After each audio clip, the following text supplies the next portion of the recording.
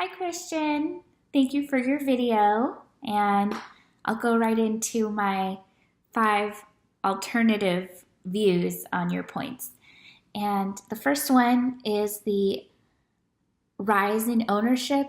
It says that there's 77% of adults own a smartphone. I looked at the link that was provided and I kind of questioned it a little bit. It had a couple of categories that made me think about it a little bit. Some of the categories were white, black, and Hispanic, and another set was male and female. And I thought about it and I said, I think there's a couple of categories missing there. So I'm not sure about those numbers. Also, there was nothing listed on dual ownership of smartphones, so I don't know if that was taken into account. A lot of people have a work smartphone and a personal smartphone. So I questioned that poll. The second point you brought up was the ability to keep you up at 3 a.m. to reserve a phone or order a phone. Now, I used to work in a cell phone company and they've always done this. For every phone launch, there's always been the hype and there's always been a limited amount. And then a week later, there's a full stock. And it's to make the headlines that the new iPhone X sold out in an hour. And the back order date that's usually listed, it's usually about half the time that it tells you. If you click after 10 minutes of being on the screen, it'll show 6 weeks as opposed to 4. And they've always done that. And you always get your phone in about 5 days. But to your next point, impacting the way we eat and socially interact and that naked feeling without your phone, I get that feeling for two reasons. One is if I leave the oven on, I freak out. I'm like, oh, I left the oven on.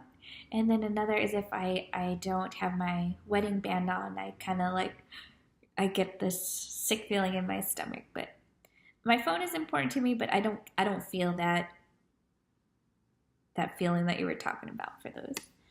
And then you were talking about digital amnesia. I think it depends on the person. I have always been a person that remembers numbers and like birthdays, logins, account numbers. My sister, I know her social. She doesn't know her social. My husband, he doesn't know his Canvas login. I know the Canvas login. So I think that depends on the person. And then you brought up our phones take up more than half of our personal time since 2007. Now, I have had a phone for 20-ish years. I've had a phone since I was 12 years old. And I've had a smartphone for a little over 10 years. And there's always something, I mean, even before I had my phone where I was playing Snake on my Nokia, I had a Game Boy.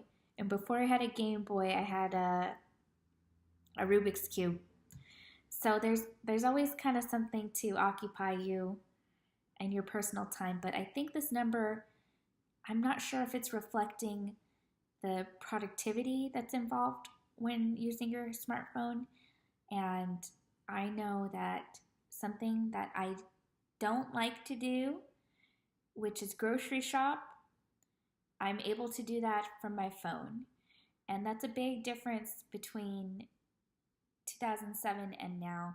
And I'm just wondering if they're taking that into account because the productivity, it's so easy now. It's so easy. And the time that's spent on your phone, is that split up between you time and chore time or task time? I don't know, but it's something that society is learning to use differently, and we're growing with that. So that technology